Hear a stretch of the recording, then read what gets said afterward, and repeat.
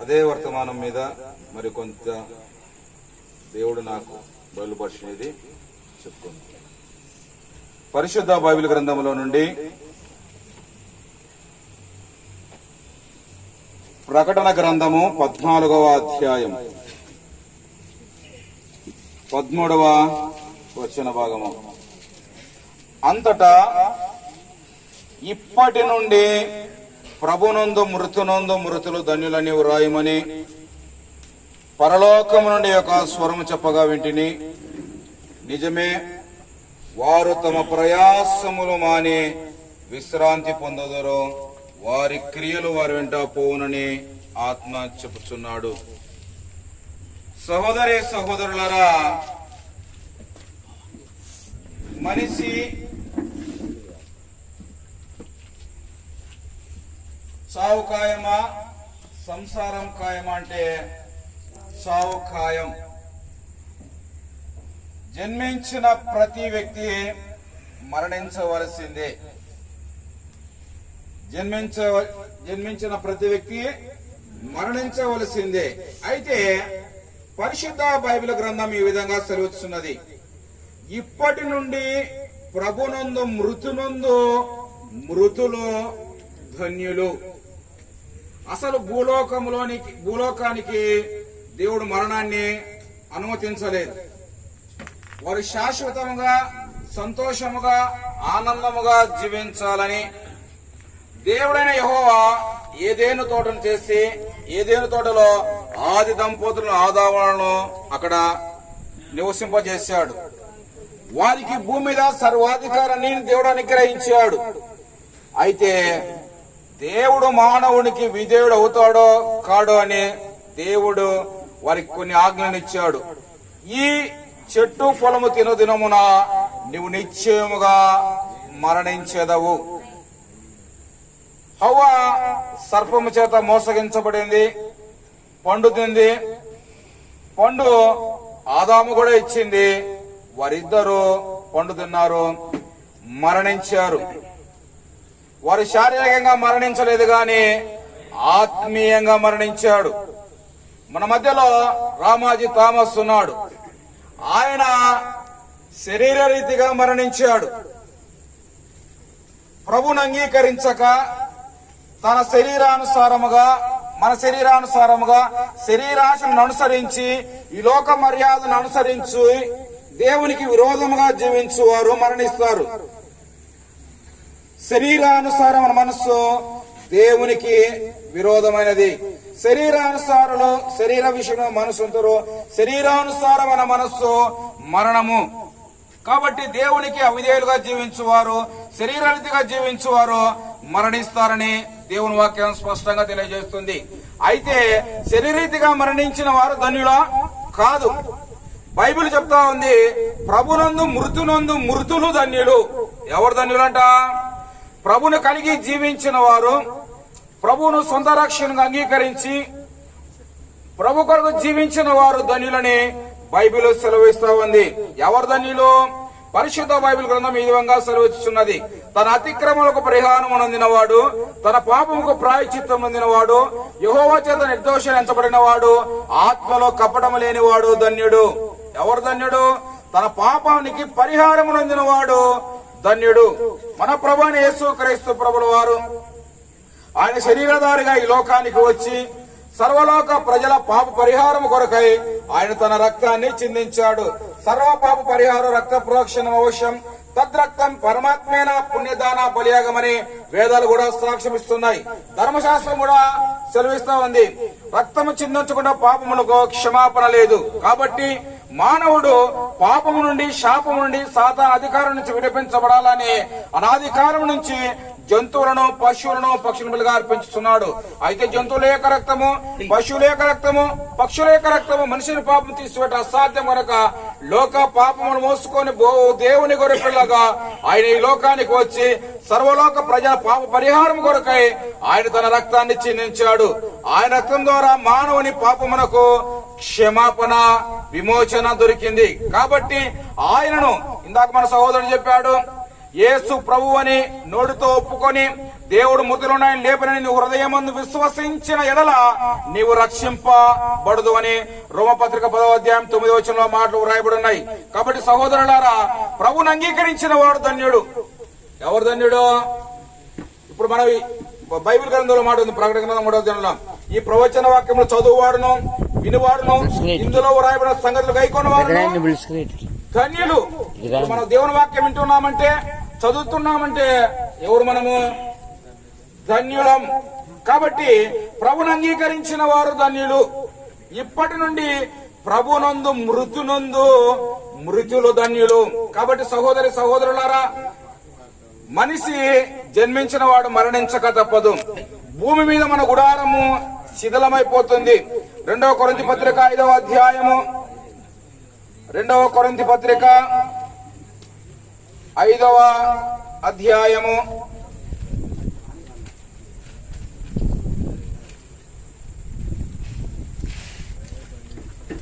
2వ కొరింథీ పత్రిక 5వ అధ్యాయము మొదటి నుంచి, భూమి మీద మన గుడారమైన నివాసము శిథిలమైపోయినను చేతి పని కాక దేవుని చేత కట్టబడినదయ్యు నిత్యమైనదైన నివాసం పరలోకముందు మనకున్నదని ఎరుగుదము.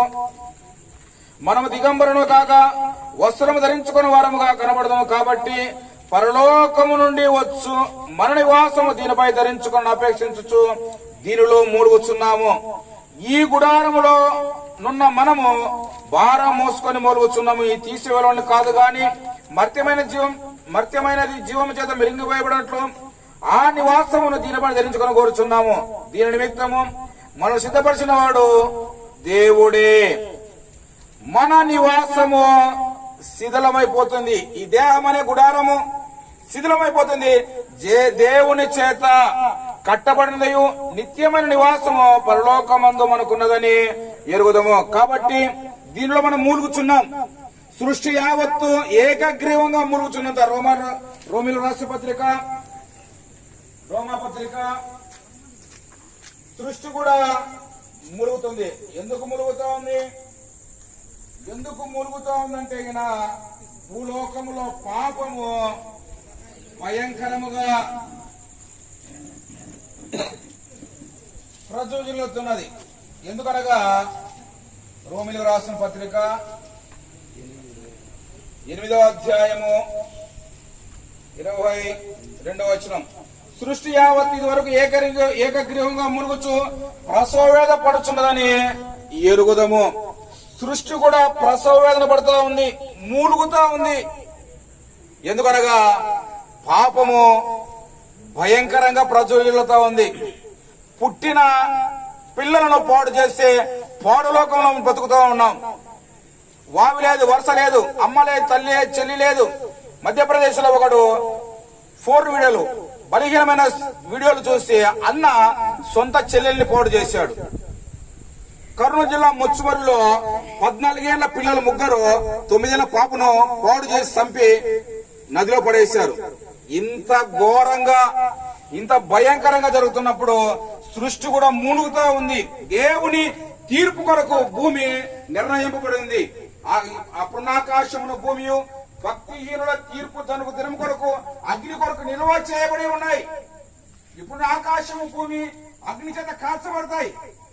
ప్రభువును అంగీకరించి ప్రభువును సొంత రక్షణగా అంగీకరించిన వారు ధన్యులు. ఎందుకనగా వారి తీర్పు నుంచి తప్పించబడతారు. కాబట్టి సహోదరులారా, ప్రభునందు మృతులు ధన్యులు. నువ్వు ధన్యునివా అన్యునివా? నువ్వు ధన్యునివా అన్యుడుగా అయితే కదా దేవుని ఎరగని వాడు అన్యుడు. దేవుని తెలుసుకున్నవాడు ధన్యుడు అని దేవుని వాక్యాన్ని సెలవిస్తాడు. ఎందుకు ధన్యుడు అనగా తన పాపానికి పరిహారం పొందాడు, తన పాపమునకు ప్రాయశ్చిత్తం పొందినవాడు ధన్యుడు అని సెలవిస్తా ఉన్నది. కాబట్టి సహోదరి సహోదరులారా, కీర్తన గ్రంథం 116వ అధ్యాయం 15వ వచన భాగం. కీర్తన గ్రంథము 116వ అధ్యాయము 15వ వచన భాగం. 12 యెహోవా భక్తుల మరణము ఆయన దృష్టికి విలువగలది. యెహోవా భక్తుల మరణము ఆయన దృష్టికి విలువగలది. అందుకే భక్తులు అన్నారు, బ్రతుకునే క్రీస్తు, సావైతే లాభం అన్నారు. ఆయన భక్తుల మరణము ఆయన దృష్టికి చాలా విలువ గలది. అందుకే స్తెఫను రాళ్ల చేత కొట్టబడి హతసాక్షుడైన తరువాత నిలబడి యేసుక్రీస్తు ప్రభువారు నిలబడి అతను ఆహ్వానిస్తున్నట్లుగా మనకు తెలియబడుతుంది. ఇష్టము ఆయన భక్తుల మరణం ఆయన దృష్టికి విలువైనది. కాబట్టి ప్రభునందు మృతులు ధన్యులు. చచ్చిపోయిన తర్వాత తక్కువ బిక్కడు ఇంకో జన్మ ఉందిలే, ఈ జన్మలో నేను మంచి పని చేశాను కాబట్టి రాబో దినాలలో ఏదో ఒక జంతువుగాను ఏదో ఒక రూపంలో నేను జన్మిస్తా అనుకుంటున్నాడు. మనుషులు ఒక్కసారే మృతి పొందవలన్న తర్వాత తీర్పు జరుగుతుందని దేవుని వాక్యం స్పష్టంగా తెలియజేస్తుంది. కాబట్టి సహోదరులారా, ఇప్పుడైనా నువ్వు ధన్యునివా అనివా తెలుసుకో. ప్రభుని తెలుసుకుంటే నువ్వు ధన్యునివని దేవుని వాక్యం మనకు స్పష్టంగా తెలియజేస్తున్నది. కొద్ది వాక్యాన్ని దేవుడు మన వినికిలో దీవించి ఫలింపచేయునుగాక. ఆమేన్. ప్రార్థన. పరిశుద్ధుడు అయిన తండ్రి, ప్రేమ కలిగిన దేవా, కృపగల మా యేసుక్రీస్తు ప్రభువా, మీకు వందనాలు, స్తుతులు, స్తోత్రాలు చెల్లించుకొంచున్నాం. అవును తండ్రి, మిమ్మల్ని కలిగిన వారు నాయన, మీతో పాటు జీవించిన వారు ధన్యులని మీరు మాతో మాట్లాడిన ప్రతి ఒక్క లేఖన భాగాన్ని బట్టి మీకు స్తోత్రాలు చెల్లించుకొంచున్నాం. అయా సహాయం దయచేయండి. అయా కృప చూపించడం మారుకొంచున్నాం. థామస్ నాయన ఈ లోకాన్ని విడిచి వెళ్ళాడు. నాయన వదిలిన కుటుంబ సభ్యులను మీరు ఆదరించండి, ధైర్యపరచండి, దేవా కృప చూపించండి, లోట్లు తూర్చండి. నాయన ఆయా ప్రదేశాల నుంచి ప్రాంతాల నుంచి వస్తున్న వారిని క్షేమంగా నడిపించండి. రేపు జరుగుతున్న కార్యక్రమంలో నాయన మీ సన్నిధి కాపుదలు అనుగ్రహించి మహిమ పొందమని మా ప్రభును మా రక్షకుడైన యేసుక్రీస్తు ప్రభు నామములోనే ప్రార్థించి స్తుతించి వేడుకుంటున్నాము పరమ తండ్రి. ఆమేన్. సోళ్ళు చెల్లెడి యొక్క విచిత్రమైన సంతాలోకము,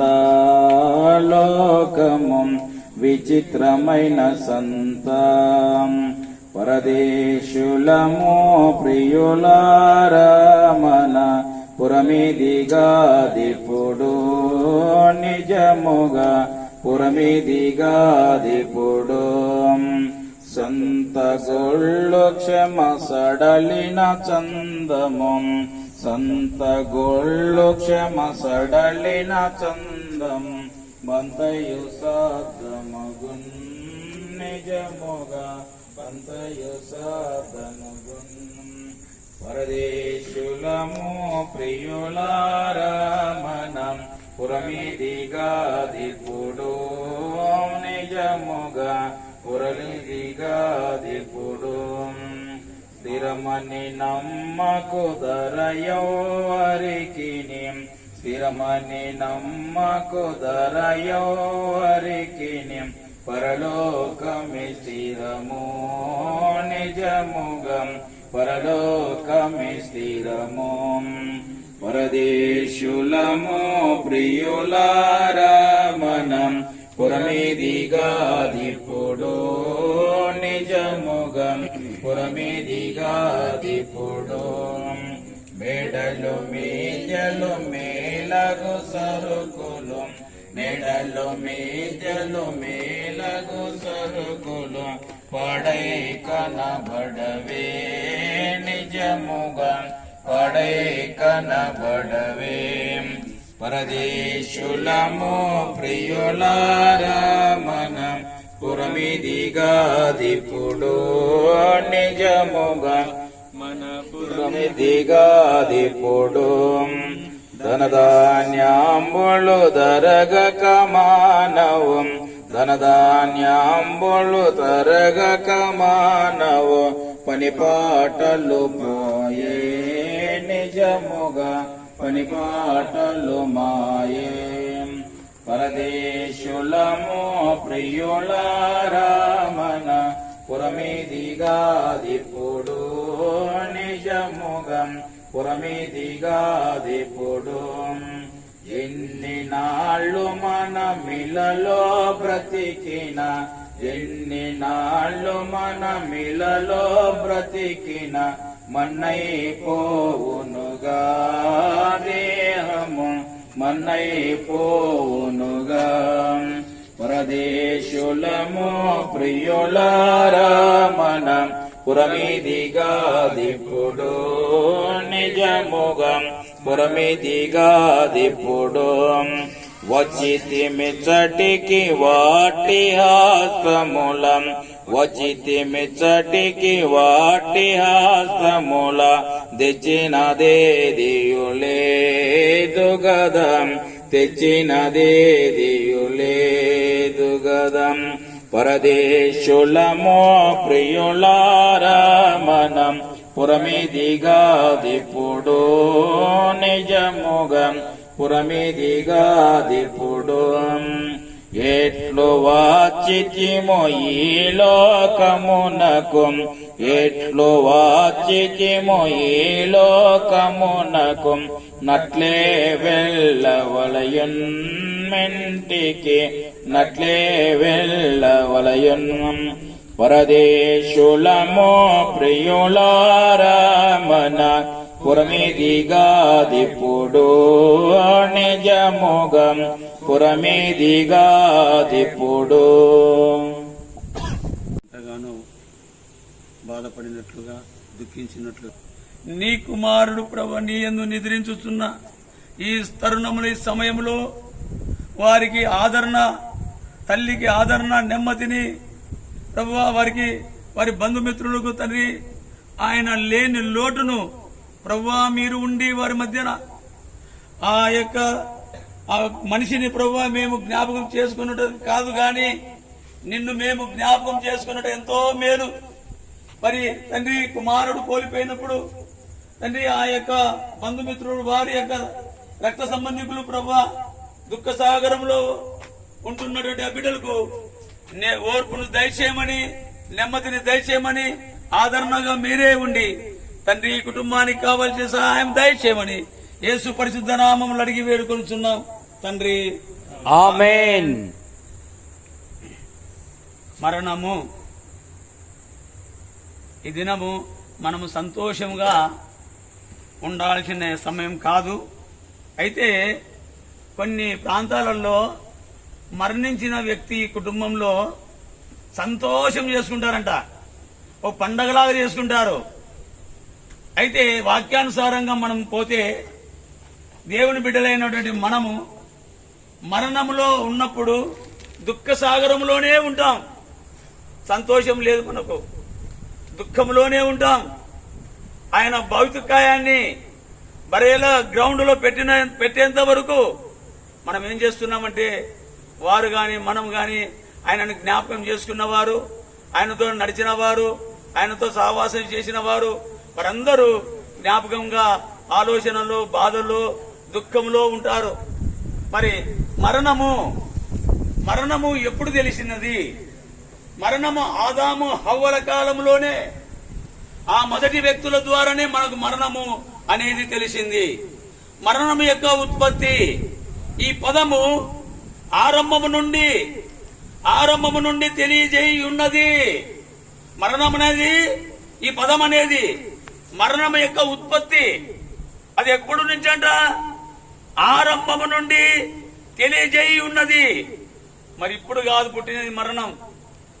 మరణము ఆరంభంలోనే ఆదాము హవ్వ వారు తెచ్చుకున్నటువంటి ఆ మరణాన్ని మనకు కూడా రుచి చూపించారు. మరి చూద్దాం. ఆది కాండము 2వ అధ్యాయము 16-17లో ఈ విధంగా తెలియజేస్తూ ఉన్నారు. నీవు వాటిని ఫలములను తిను దినమున నిశ్చయముగా సత్యదవని దేవుడు నరుని మందలించుట, దేవుడు నరుని మందలించుట బట్టి చావెట్టుదో వారికి అట్టే ఆదాము హవ్వకు తెలిసినట్లుగా మానవులు పాపము చేయుట వలన మరణమునకు లోనగుదురని అందువలన తెలుసుకొనవచ్చును. ఎలా వచ్చింది మరణం? పాపము. దేవుని మాట వినకపోవడము పాపమే. వ్యభిచారం చేస్తే పాపము కాదు, ఆ చూపులతో చూస్తే ఘోర పాపము. పాపం అంటే దేవుని మాట వినకపోవడము మొట్టమొదటి మహాఘోరమైన పాపము. అవ్వకు ఆదాముకు పదే చెప్పాడు, ఇదిగో ఇవన్నీ తినండి, నీకు అధికారం ఇస్తున్నాను, ముక్త కంఠంతో నేను చెబుతున్నాను అని దేవుడు ఎంతగానో వాళ్ళని ప్రేమించి మాట చెప్తే, మరి ఆదాము హవ్వ వీరిద్దరు ఏం చేశారు? ఫస్ట్ హవ్వ ఏం చేసింది? సాతాను మాటలకు లోబడింది, వాని యొక్క జిమ్మికులకు లోబడింది. ఇదిగో ఈ పండు తింటే దేవుని మాదిరి మీరు కూడా సావరు, ఎప్పటికీ చావరు అని ఆ యొక్క అవ్వను ఆ సర్పం అనేది ఎంతగానో మాటలకు లోబడి, కొన్ని మాటల వల్ల లోబడతారు. మాటలకు అంత విలువైనదిగా ఉంది ఈ లోకంలో. ఏ మాటలు? పాపము మాటలు, అబద్ధపు మాటలు, నువ్వు రకరకాలుగా చెప్పే మాటలను బట్టి లోబడుతా ఉంది ఈ లోకము. అదే వాక్యములు చెప్తే, వాక్యానుసారంగా వాక్యం వినంటే నా చాలే. మరి మాట మనిషిని లోపరుస్తుంది. మరి ఆ విధంగానే ఎప్పుడు తెలిసిందంట? చావెట్టుదో వారికి, అంటే ఆదాము హవ్వకు తెలిసినట్లున్నది గాక మానవులు పాపము చేయుట వలన మరణము లోనగుదురని, అందువలన తెలుసుకొనవచ్చును పాపము వలన మరణము పుట్టింది. మరి అలాగనే రోమీయులకు రాసిన పత్రిక 6వ అధ్యాయం 23లో ఏమంటున్నాడు? ఏలయనగా పాపము వలన వచ్చు జీతము మరణము, అయితే దేవుని కృపావరము మన ప్రభు అయిన యేసుక్రీస్తు నందు నిత్య జీవము కలదు. మనం నిత్య జీవముగా జీవించాలంటే దేవుని వాక్యమునకు లోబడాలి. మనం నిత్య జీవంలో ఉండాలంటే దేవుని యందు భయభక్తులు కలిగి ఉండాలి. మరణం ఉంది. మరణము ఏ మరణము? 2 మరణాలు, ఆత్మీయ మరణము, శరీర మరణము. మరి థామస్ గారు ఆత్మీయ మరణంతో చనిపోయాడా? శరీర మరణంతో చనిపోయాడా? శరీర మరణంతో చనిపోయాడు. లోకంలో ప్రతి మానవుడు, ప్రతి ఒక్కరూ శరీర మరణము పొందక తప్పదు. అది మరణము. ఆత్మీయ మరణం అంటే దేవుడికి ముడిపడి ఉన్నటువంటి ఆత్మ. ఆ ఆత్మ ఎప్పటికీ సావదు, అది బ్రతికే ఉంటుంది, దేవుని యందు బ్రతికే ఉంటుంది. అందుకే ఆత్మీయ మరణం పొందుకోవాలి. ఆత్మీయ మరణం మనము ఆ మరణాన్ని మనము రుచి చూడాలి. ఏమైనా దేవుని బిడ్డలారా, 1 కొరింథీయులకు రాసిన పత్రిక 15వ అధ్యాయం 22లో ఈ విధంగా అంటున్నాడు, ఆదామునందు అందరూ ఎలాగూ మృతి పొంది ఉన్నారు, అలాగునే క్రీస్తు నందు అందరూ బ్రతికింపబడుదురు. మరి ఎవరి వల్ల మనము ఇప్పుడు మరణం పొందుతున్నాము? ఆదామునందు అందరూ. యేసు ప్రభువు వారు పుట్టక ముందు ఆదాము పుట్టాడు.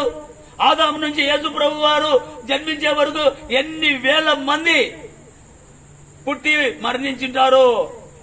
అట్టి వారిని అందరినీ యేసు ప్రభువు వారు పుట్టిన తర్వాత, ఆయన సమాధిని జయించిన తర్వాత, ఆయన ఆరోహణమైన తర్వాత, ఆయన విజయుడైన తర్వాత శరణుగా పట్టుకొని పోయాడు. మరి ఆదాము మొదలుకొని యేసుక్రీస్తు చనిపోయి తిరిగి లేచే వరకు, అంతవరకు చనిపోయిన వారందరూ ఎక్కడున్నారంట? ఇక్కడే ఉన్నారు, భూమిలోనే పాతబెట్టి ఉన్నారు. మరి యేసు ప్రభువు వారు ఆయన వచ్చిన తర్వాత, ఆయన మరణాన్ని జయించిన తర్వాత, ఇదిగో ఆదాము మొదలుకొని యేసు ప్రభువు వారు మరణించేంత వరకు అలాంటి వారిని అందరినీ సమాధులలో నుండి శరణుగా పట్టుకొని పోయాడు.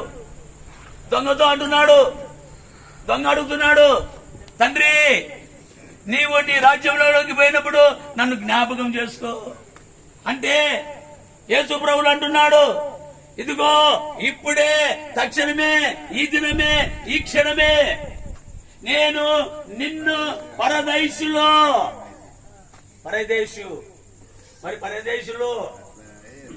నువ్వు ఉండు అని దేవుడు ఆజ్ఞాపించాడు. ఎందుకు? ఆయన పాపంలో అక్కడే ఒప్పుకున్నాడు, శిలవలోనే ఒప్పుకున్నాడు. నిందించినటువంటి ఆ 2వ వ్యక్తి ఆయనను దూషించాడే గాని మనము కూడా మరి థామస్ ఆయన బ్రతికిన దినాలలో మరి ఆ కుమారుడు దేవుని కుమారుడు, ఆ దేవుని యొక్క సిఎస్ఐ సంఘంలో అప్పుడు ఆ చర్చి తప్ప ఎక్కడ ఏం చర్చిలు లేవు. ఆయన పెద్దగైనంత వరకు ఇప్పుడు చర్చలు దండిగైనాయి. మరి అక్కడ నేను చూశాను కొన్ని కార్యక్రమాలలో ఎంతో పని ఉత్సాహంగా చేసేవాడు. దేవుని మందిరంలో కొంత పనులు చేస్తే ఆశీర్వాదము, చర్చిలలో కసు ఊడ్చిన ఆశీర్వాదమే, బండలు దుడిచిన ఆశీర్వాదమే. మరి పండగలు వచ్చే, క్రిస్మస్ పండుగలు వచ్చే నేను 2-3 సార్లు చూశాను. మరి మిగతా 28 సంవత్సరాలు నేను లేను ఇక్కడ. మరి ఆ తర్వాత నేను చూశాను. మరి ఆ దేవుని సన్నిధిలో ఉత్సాహంగా, హుషారుగా, సంతోషంగా పనులు చేసేవాడు. మరి ఈ దినం ఆయన శరీర మరణంతో మరణించినవచ్చు. అయితే దేవుని యందు ఆయన థామస్ గారు నిద్రించుచున్నాడు అంతే. మరి ఆ విధంగా ఆదామునందు అందరూ ఎలాగ మృతులు పొందుతున్నారో అలాగనే క్రీస్తునందు అందరూ బ్రతికింపబడుతారు. ఎప్పుడు బ్రతికింపబడతాము? యేసు ప్రభువు వారు మహా ఆకాశం నుంచి మధ్యాకాశంలోనికి వచ్చినప్పుడు ఆయన ఒక పెద్ద శబ్దంతో మేఘాల మీద వచ్చినప్పుడు ఆ శబ్దానికి సమాధులలో ఉంచబడిన వారు తిరిగి లేచి కూర్చుంటారంట. అప్పుడు ఆయనతో బ్రతికింపబడతాము. ఇప్పుడు థామస్ గారు ఎంటనే బ్రతుకుతాడనేది కాదు, ఆయన రావాలి. యేసు ప్రభువుల వారు 2వ రాకడలో రావాలి. ఆకాశంలో 3 ఆకాశాలు, ఆకాశము, మధ్యాకాశము, మహాకాశము. మరి మహాకాశములో, మహాపట్టణములో మనకు నివాస స్థలములు ఏర్పడుతున్నాడని యేసు ప్రభువు వారు. మరి ఈ లోకము ఎప్పుడైనా విడిచిపోక తప్పదు. ఈ లోకంలో సంపాదించిందంతా వ్యర్థము, ఈ లోకంలో ఇవన్నీ వ్యర్థమంటున్నాడు. మరి దేవుని యందు మనము భయభక్తులు జీవిస్తూ ఉంటే మనము క్రీస్తు నందు అందరూ బ్రతికింపబడుదురు. ఈ వాక్యములో మానవుడు శరీరమును పొందుట మాత్రము గాక దేవునికి దూరముగా పోవుటచే దేవునికి దూరమైపోతున్నారు. దేవుడు మనకు శరీరాన్ని ఇచ్చాడు. ఆయన జీవాత్మను ఊదగా నాచిరంధ్రములో మనం జీవం కలిగి ఉన్నాము, శరీరధార అయి ఉన్నాము, రక్తమాంసములతో కలిగి ఉన్నాము. మరి ఏమైతున్నారంట? దూరముగా పోవుట చేత ఆత్మ మరణము కూడా నొందెదరు. ఆత్మ కూడా మరణంతో పాటే పొందుకుంటున్నాము. సంగతియు ఈ విధంగా యెహోవా దేవుడు తెలియజేస్తూ ఉన్నాడు. ఎవరు తెలియజేస్తున్నారంటే యెహోవా దేవుడు తెలియజేస్తున్నాడు. మరి శరీరంతో పాటే ఆత్మను కూడా చంపుకుంటున్నాము. ఏ వల్ల? ఆయన మాటలను అతిక్రమించినాం, వాక్యానికి లోబడడం లేదు. శరీరము నీ ఇష్టం వచ్చినట్లా నువ్వు నడుచుకున్నట్లుగా నడుచుకుంటా ఉంది. మరి ఈ శరీరాన్ని ఏం చేస్తున్నామంట? దేవునికి దూరంగా పోవుటచే ఆత్మ మరణం కూడా నొందెదరని సంగతి యెహోవా దేవుడు తెలియజేస్తూ ఉన్నాడు. అలాగనే నీతిమంతుల మరణము అను పదము దుష్టుల కన్నీటిలో గొప్ప కీడును సూచించినట్లుగా. మరి సామెతల గ్రంథము, సామెతలు 15వ అధ్యాయము 10వ వచనములో ఏ విధంగా అక్కడ రాయబడినది మరణం గురించి. సామెతలు 15:10. మార్గం విడిచిన వానికి కఠిన శిక్ష కలుగును, గద్దింపును ద్వేషించువారు మరణం నొందురు. మార్గమును విడిచిన వానికి కఠిన శిక్ష కలుగును, గద్దింపు ద్వేషించు వారికి వారు మరణం నొందుదురు. చనిపోయిన వారికి శరీర మరణము కలిగినను ఆత్మీయ మరణమును ఉండును సంగతి ఈ వాక్యం వలన చూపింపబడుతున్నది. మరి మార్గము విడిచి, ఏ మార్గము? దేవుని మార్గము విడిచి కఠిన శిక్ష కలుగుటకు గద్దింపు ద్వేషించువారు. మరి దేవుని వాక్యం ఎంతో గద్దింపజేసి వాక్యం చెప్తా ఉంటే ఆ వాక్యాన్ని వినేవారే లేరు, వాక్యానికి లోబడేవారే లేరు.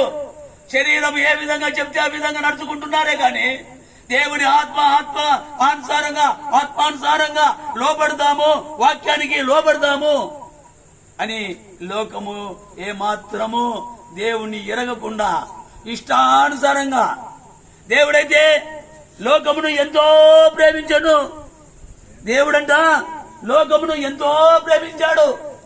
అయితే మానవులు ఎంత ప్రేమిస్తున్నారు? ఈ ఊర్లో 35,000 మంది జనం ఉంటారు, 10-12 చర్చిలు ఉన్నాయి, నేను కాదనలేదు. చర్చికి 10 మంది 15 మంది పోతా ఉన్నారు.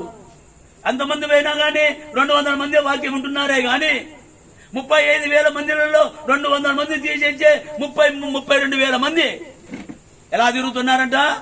శరీరానుసారంగా తిరుగుతున్నారు. ఆత్మానుసారంగా తిరిగితే దేవుడి దగ్గరికి వస్తారు, దేవుడి మాటలు వింటారు. మరి దేవుడు లోకాన్ని ఎంతో ప్రేమిస్తున్నాడు. ఇదిగో ఎప్పుడైనా గాని నా వైపు తిరుగుతావేమో, నా వాక్యానికి లోపడతావేమో, నా సన్నిధికి వస్తావేమో, నన్ను ప్రేమిస్తావేమో, నా మాటలు గైకొంటావేమో అని దేవుడు మానవుని పట్ల ఆశ కలిగి ఎంతగానో ప్రేమిస్తున్నాడు. వాక్యం వినే వాళ్ళనే కాదు, వాక్యం చెప్పే వాళ్ళనే కాదు, వినే వారిని చెప్పే వారిని అందరినీ ప్రేమిస్తా ఉన్నాడు. దేవుడికి తారతమ్యం లేదు. ఒకరిని పైకి పెడతాము, ఒకరిని కింద పెడతాము. డబ్బున్న వాడిని ఒక రకంగా, డబ్బు లేని వాడిని ఒక రకంగా, ముసలి వాళ్ళని ఒక రకంగా, యువకులను ఒక రకంగా, చట్టి బిడ్డలను ఒక రకంగా అని తారతమ్యం లేకుండా సమానత్వంలో చూస్తున్నటువంటి మన దేవుడు యేసు ప్రభువు నందు నిత్య జీవము అక్కడ పొందుకుంటాము. ఎక్కడ ఉందంట మనకు నిత్య జీవము? ఎక్కడ ఉంది? తల్లి కడుపున పుట్టినటువంటి తల్లి దగ్గర ఉందా? లేదు. తల్లిని సృష్టించినది ఆ దేవుడే, తల్లిని కనుగొన్నది ఆ దేవుడే. మరి ప్రియమైన దేవుని బిడ్డలారా, శరీర మరణము కలిగినను ఆత్మీయ మరణము దండము సంగతి ఈ వాక్యం వల్ల చూపింపబడును. అలాగనే మరణము పొందిన వారికి స్థితి వారికి ఇంకను ఉండరు. సంగతిని నమ్మినట్లు మృతుల ద్వారా పోతే తప్ప చేసిన ప్రయత్నం వలన తెలుసుకొనవచ్చును. మరణము పొందిన వారి స్థితి వారింకను ఉండరును. సంగతి నమ్మినట్లు. మృతి చెందిన వారు ఉంటారమ్మా ఇప్పుడు? ఆయన ఉంటాడా ఇంట్లో? ఉండడు. మరి ఆ విధంగా మరి మృతుల ద్వారా పోతే తప్ప చేసిన ప్రయత్నముల వలన తెలుసుకొనవచ్చును. కీర్తనకారులు 16వ అధ్యాయము, సంకీర్తనలు 16వ అధ్యాయము 10-11 ఈ విధంగా దావీదు రాసినటువంటి ఈ లేఖనాన్ని మనం చూద్దాము. ఎందుకంటే ఇప్పుడు మనము ఇక్కడ మరణం గురించి వచ్చాము. మరణ శాసనమునే మనము చూడాలి, మరణాన్ని గురించే చెప్పాలి. ప్రేమైన దేవుని బిడ్డలారా, మరణం అంటే సంతోషమే. మరణము సంభవిస్తున్నప్పుడు సంతోషపడాలి. సంతోషమే. 100 సంవత్సరాలు బ్రతుకుట కంటే ఒక్క దినము చచ్చుట మేలు. ఏ వల్ల చావాలా? ఉరేసుకొని చావాలా? రైలు కింద పడి చావాలా? కాదు. దేవుని కొరకు నువ్వు దేవుని వాక్యము వింటున్నావు, ప్రార్థన జీవితం కలిగి ఉన్నావు. మరి ఆయన కొరకు చనిపోవుట ఎంతో ఉత్తమమైనది. మరి ఊరికే చచ్చిపోతే వారు ఇక్కడే ఉంటారు. అందుకే అంటారు ఆత్మలు ఇక్కడ తిరుగుతున్నాయంటారు. తిరుగుతాయి. ఎందుకు? వారి దేవుని వాక్యమును వినలేదు, ప్రార్థన జీవితం లేదు. అలాగనే మరి మరణము నొందిన వారి స్థితిని వారి కీర్తనలు 16, 10, 11 ఎందుకనగా నీవు నా ఆత్మను పాతాళంలో విడిచిపెట్టు, నీవు నా ఆత్మను పాతాళములో విడిచిపెట్టవు, నీ పరిశుద్ధుని కుళ్ళు పట్టనీయవు, నీ పరిశుద్ధుని కుళ్ళు పట్టనీయవు. ఇక్కడ ఏమంటున్నాడు చూడండి. ఎందుకనగా నీవు నా ఆత్మను పాతాళములో విడిచిపెట్టవు. దేవుడు పాతాళంలో భూగర్భంలో విడిచిపెట్టేవాడు కాదు. నడి సముద్రంలో యోనా మత్స్యపు కడుపులో 3 రాత్రులు 3 పగళ్ళు 3 రాత్రులుగా ఉన్నట్టుగా మరి విడిచిపెట్టాడా? చనిపోని లేని చెప్పి దేవుడు ఏమని విడిచిపెట్టాడా? ప్రశ్న ఆయనకు ఏమిచ్చాడంటే ఆత్మను ఇచ్చాడు, ఆత్మతో బ్రతకమని ఇచ్చాడు. ఆ మత్స్యమునకు ఆజ్ఞాపించాడు ఏమని, ఓ మత్స్యమా నువ్వు అరిగించుకోవద్దు యోనాను, నాకెందుకులే ప్రభువా అని అది మౌనంగా ఉంది. మరి ఆ మత్స్యపు త్రిమింగళం కడుపులో ఉన్నటువంటి పెద్ద పెద్ద జీవరాశులు తిన్నప్పుడు గంటలోనే అవి భస్మం అయిపోతాయంట. ఎందుకు? వాటి కడుపులో కార్బన్ డైఆక్సైడ్ వాయువు ఉంది. అందుకే ఎముకలతో సైతము, కండరాలతో సైతము, ఎండ్రుకలతో సైతము అన్ని భస్మమైపోతాయంట. మరి ఆ దినమందు యోనాను ఏం చేశాయి? అరిగించుకోలేకపోయాయి. వాక్యమును బట్టి మరి తెలుసుకొని బయటకు వచ్చినప్పుడు అక్కడే ప్రార్థన చేస్తున్నాయంట. యోనా ఎక్కడ చేస్తున్నాడు? నడి సముద్రములో మత్స్యపు కడుపులో ప్రార్థన చేస్తున్నాడంట. అప్పుడు మెలక వచ్చిందంట యోనాకు. ఏ మెలక వచ్చింది? కళ్ళు తెరిచి చూస్తే అయ్యో నేను ఎక్కడ ఉన్నాను? నాకు కొండల యొక్క పునాదులు కనిపిస్తున్నాయే, పెద్ద పెద్ద వృక్షాల యొక్క ఏర్లు కనిపిస్తున్నాయి. నేను ఎక్కడ ఉన్నాను? ఉపద్రవములో ఉన్నాను, ఆపదలో ఉన్నాను అని అప్పుడు తెలుసు. సామెతలు 6:27. ఒకడు తన ఒడిలో అగ్ని ఉంచుకొని ఎడల వాని వస్త్రములు కాలకుండునా. ఒకడు నిప్పుల మీద నడిచిన ఎడల వాని పాదములు కమలము కొండవా. 2027లో ఏప్రిల్లో నాకు 7వ తేదీ నాకు కరోనా వచ్చింది.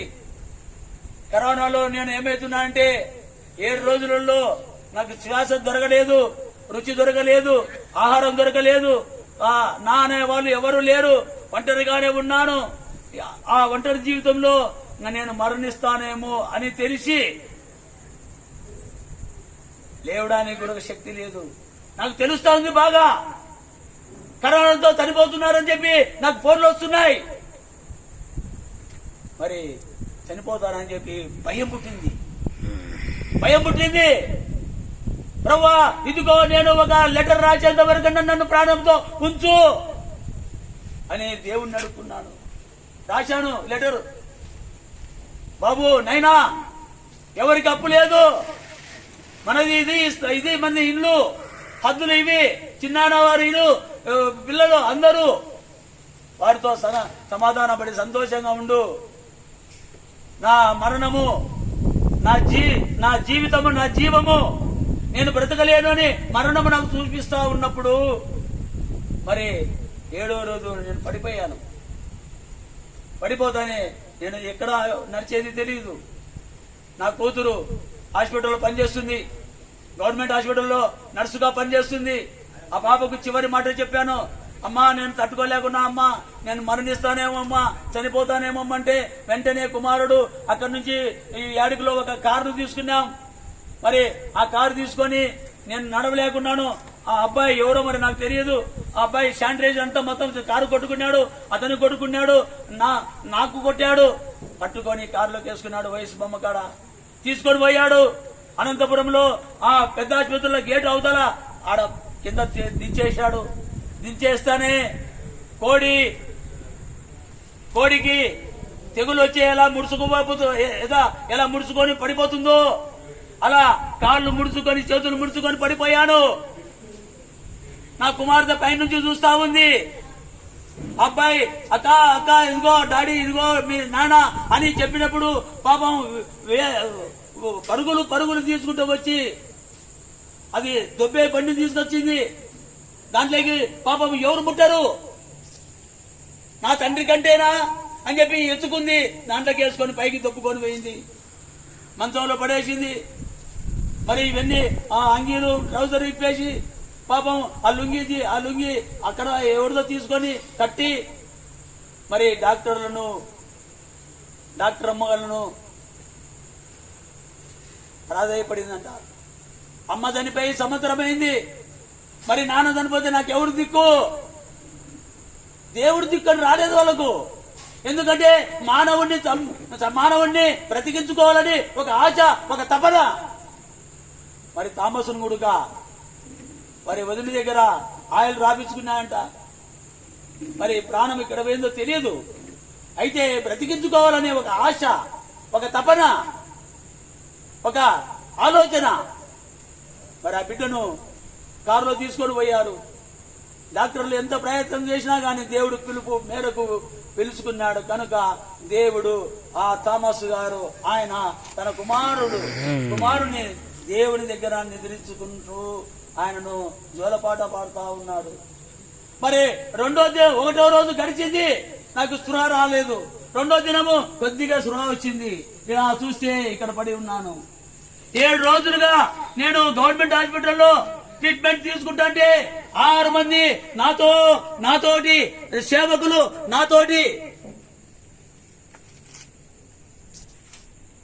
సేవకులు, దేవుని బిడ్డలు మరణించినారని ఫోన్లు వస్తున్నాయి.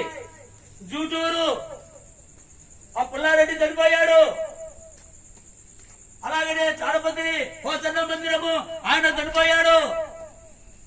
ఇదిగో ఈ ఏమలపాడు ఆయన చనిపోయాడు. పామిడిలో ఒక ఆయన చనిపోయాడు. గుత్తిలో ఒక ఆయన చనిపోయాడు. అనంతపురంలో ఒక ఆయన చనిపోయాడు.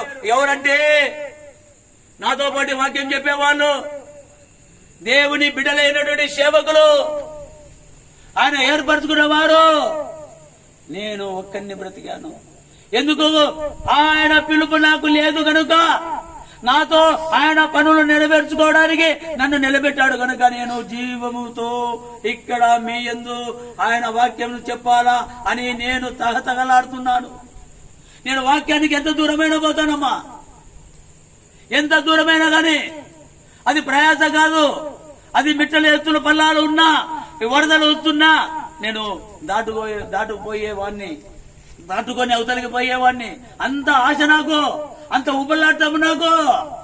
వాక్యం చెప్పడం అంటే ప్రభువ పరవాసిని జగమున ప్రభువ నడచుచున్నాను నా దారి, నా గురి నీవే నా ప్రభువా, నా గురి నీవే నా ప్రభువా, నీ దరినే చేరదను నేను, నీ దరినే చేరదను.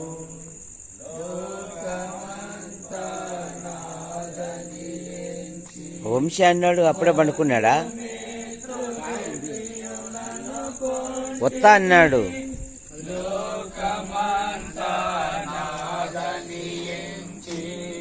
బంధుమిత్రుల ప్రియులను కొంటిని అంతయు మోసమేలం, అంతయు మోసమేగం వ్యర్థము సర్వమును ఇలలో వ్యర్థము సర్వమును. పరవాసిని జగమున ప్రభువా, పరవాసిని జగమున ప్రభువా, నడచుచున్నాను నా దారి, నా గురి నీవే నా ప్రభువా, నా గురి నీవే నా ప్రభువా, నీ దరినే చేరదను నేను, నీ దరినే చేరదను. ధన సంపదలు గౌరవములు దహించిపోవు నీ లోకమున, ధన సంపదలు గౌరవములు దహించిపో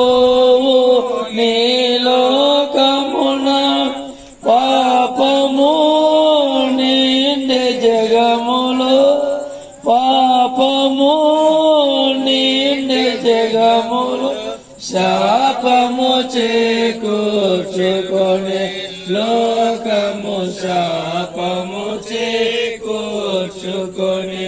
పరవాసిని జగమున ప్రభువా పరవాసిని జగమున ప్రభువా నడచుచున్నాను నా దారి నా గురి నీవే నా ప్రభువా నా గురి నీవే నా ప్రభువా నీ దరిని చేరేదను నేను నీ దరిని చేరేదను.